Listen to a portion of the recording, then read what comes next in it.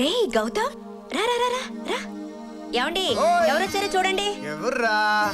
అరే కమాన్ కమాన్ కమాన్ కమాన్ రా బామది. ఏంటి సడన్ గా వచ్చేసావు? మా ఇద్దరిని చూడాలనిపించిందా? ఈరోజు సుమ పెళ్ళక్క.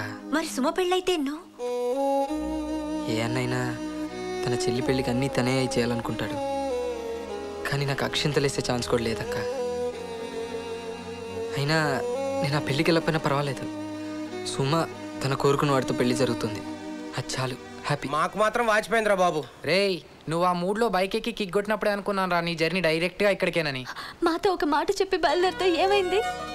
ఎంత కంగారు పడ్డానో తెలుసా?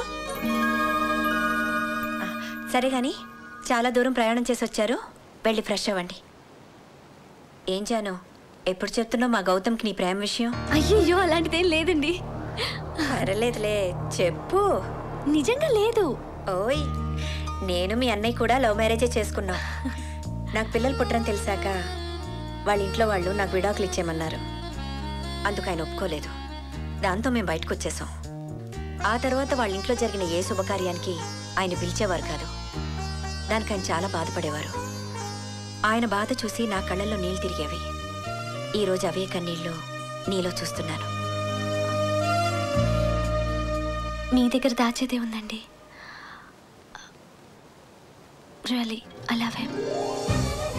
లవ్ చేయకూడదు అనుకుంటే ఎన్ని కారణాలని చెప్పొచ్చు. అదే ఎందుకు లవ్ చేస్తున్నావు అంటే ఒక్క కారణం అని చెప్పలేను. అతని ఇన్నోసెన్స్, కల్లా కప్పటం లేని మనస్తత్వం, ఎప్పుడూ నవ్వుతూ ఉండటం, ఇవన్నీ నాకు నచ్చాయి. అసలు గౌతమ్ని ఫస్ట్ టైం చూసినప్పుడే తనంటే నాకు ఇష్టం ఏర్పడింది. మరి చెప్పేయచ్చు కదా. లేదండి, తనేమో కలెక్టర్ గారు అబ్బాయి, నాది మిడిల్ క్లాస్. పైగా తన మనసులో నేను లేకపోతే ఇప్పటి వరకు మా మధ్యలో ఉన్న ఫ్రెండ్షిప్ కూడా నిలవదు. కనుక ఈ విషయం నేను మీకు చెప్పలేదు, మీరు వినలేదు. ఓకే? నీలా లవర్స్ అందరూ చేస్తున్న తప్పు ఇదే. ఆ తర్వాత బాధపడి ప్రయోజనం ఉండదు. నీ ఇష్టం.